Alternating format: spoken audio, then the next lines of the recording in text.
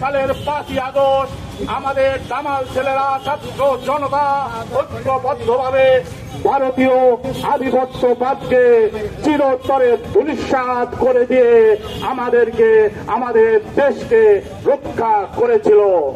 কিন্তু অত্যন্ত দুঃখের বিষয়, আজকেও দেখলাম জাতীয় পার্টি বলেছে ক্লিন ইমেজের আওয়ামী প্রার্থীদের তারা মনোনয়ন দেবে।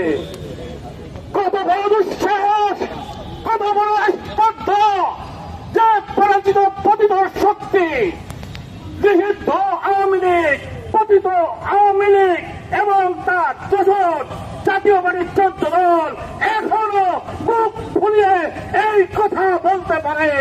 আমি জুলাই বিপ্লবী হিসাবে স্পষ্ট ভাবে বলতে চাই, তাদের কোনোভাবে এই দেশে রাজনীতি করতে দেয়া হবে না, হবে না, হবে না।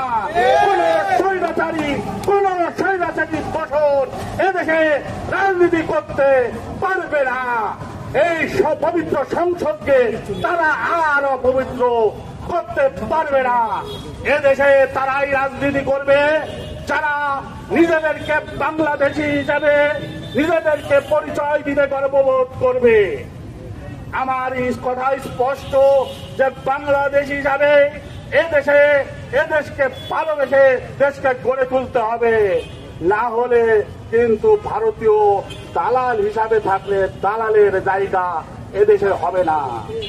তুমি কে, আমি কে, বাংলাদেশি, বাংলাদেশি, তোমার আমার পরিচয় কি? বাংলাদেশি, বাংলাদেশি।